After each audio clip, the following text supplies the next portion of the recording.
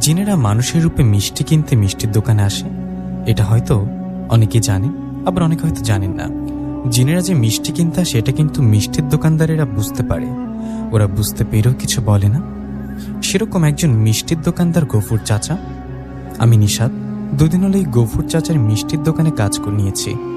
গফুর চাচার দোকানে অনেকেই আসে মিষ্টি নিতে, আমি নিজে হাতে সবাইকে মিষ্টি দিয়ে থাকি। তেমনি একদিন রাতের ঘটনা, রাত 10টা বাজলে আমার দোকান বন্ধ করে বাড়িতে যাই। রোজ রাতের মতো সেদিনও দোকান বন্ধ করব এমন সময় একজন লোক আসে আমাদের দোকানে। লোকটা দেখতে বেশ অদ্ভুত, উঁচু লম্বা, পরনে জুব্বা টাইপের কিছু একটা। উনি এসে সালাম দিয়ে বললেন, এই যে ভাই, দোকান বন্ধ করছেন বুঝি, আমার কিছু মিষ্টি লাগতো। ওনার কথা আমি গফুর চাচার দিকে তাকালে গফুর চাচা আমাকে বলেন, নিশাদ তুই সর, আমি ওনাকে মিষ্টি দিচ্ছি। কথাটা বলে গফুর চাচা ওনাকে বলেন, ভাই বসুন, আমি মিষ্টি দিচ্ছি। কথাটা বলে ওনার কথা মতো মিষ্টি দিলেন গফুর চাচা। মিষ্টি নিয়ে টাকা দিয়ে চলে গেলেন সেই মানুষটা। উনি চলে যাবার পর দোকান বন্ধ করে বাড়ির দিকে হাঁটতে লাগলাম আমিও, গফুর চাচা।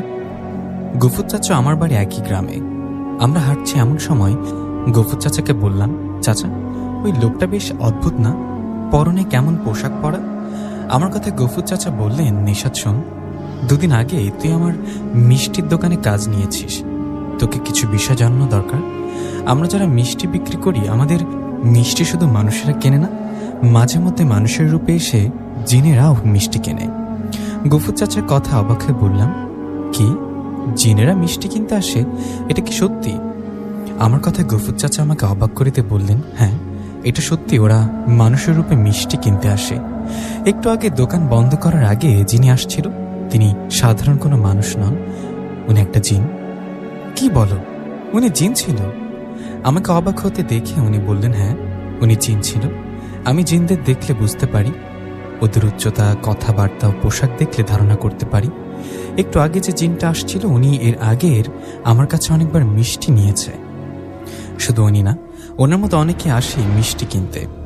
আমি বিষয়টা বুঝতে পারি কিন্তু কখনো কিছু বলি না, ওনারা আমাকে কিছু করে না। তুই আমার দোকানে কাজ করবি তাই তোকে বিষয়টা বললাম। কখনো ওরকম কেউ আসলে নরমভাবে থাকবি, ওদের সাথে কথা বলবি, ভালো ব্যবহার করবি। গফুর চাচার কথা একটু একটু ভয় করলেও ওনাকে বললাম, ঠিক আছে চাচা, তাই হবে। এই বলে দুজনে গল্প করতে করতে বাড়িতে চলে গেলাম। বাড়িতে যাবার পর মাকে ডাকলে মা বললেন, আসছিস বাবা, যা হাত মুখ ধুয়ে নে, আমি খাবার দিচ্ছি। মায়ের কথায় আমি হাত মুখ ধুয়ে খাবার খেতে আসলাম। এসে মা, বাবা ও আমি তিনজন খাবার খেতে লাগলাম। খাবার সময় বাবা বললেন, তা হ্যাঁ রে, কাজ কেমন চলছে তোর? এত কিছুর কাজ থাকতে তোর মিষ্টির দোকানে কাজ করতে হবে কেন? বাবার কথার জবাবে আমি বললাম, বাবা কোনো কাজই ছোট না, বড় হয়েছে, কাজ করতে তো খেতে হবে, তাই না? আল্লাহ দিলে আমাদের বেশ ভালোই জমি জমা আছে, আমি কাজ না করলে আমাদের সংসার চলবে, তাই বলে কি কাজ করব না? মিষ্টির দোকানে কাজ করেছি, এটা একটা নতুন অভিজ্ঞতা হচ্ছে কাজের, এটা করতে থাকি, দেখি সামনে কি করা যায়। এই বলে খাবার খেয়ে চলে গেলাম ঘরে। আমি ঘরে গিয়ে একটু পর ঘুমিয়ে পড়লাম। পরের দিন সকালে যথারীতি খাবার খেয়ে চলে গেলাম দোকানে। দোকানে যাবার পর দোকান করছি। গফুর চাচা আমাকে বলছিল, মানুষের রূপে মাঝে মাঝে জিনেরা আসে। আমি শুরুতে বিষয়টা বুঝতে না পারলেও পরে বুঝতে পারি, জিনেরা আসে কিন্তু আমি নর্মালি তাদের মিষ্টি দিয়ে দেই। এভাবে চলে যায় কয়েকটা দিন।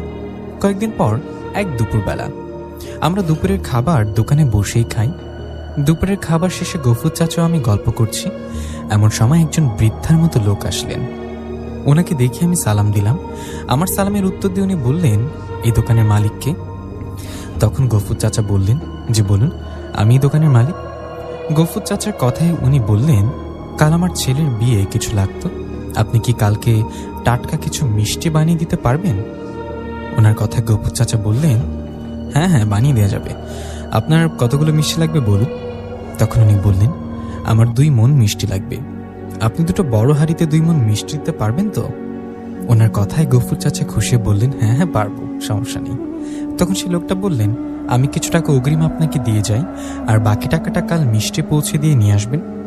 ওনার কথায় গফুর চাচা একটু অবাক হয়ে বললেন, মিষ্টি আবার পৌঁছে দিতে হবে বুঝি, তা কোথায় পৌঁছে দিতে হবে? আপনার বাড়ি কোথায়? গফুর চাচার কথায় উনি একটা জায়গার নাম বললেন। সে জায়গার নাম শুনে গফুর চাচা বললেন, আপনি যে জায়গার নামটা বললেন সেদিকে তো তেমন বাড়িঘর নেই। গ্রামের মেঠো পথ ওদিকে যেতে আবার একটা বড় আম বাগান পেরিয়ে যেতে হয়। মাঝে মধ্যে একটু একটু ভয়ের ঘটনাও নাকি ঘটে ওদিকে। গফুর চাচার কথায় লোকটা বললেন, চিন্তা করবেন না, ওখানে তেমন কিছু হবে না, কারণ আপনারা মিষ্টি পৌঁছে দিবেন দিনের বেলা।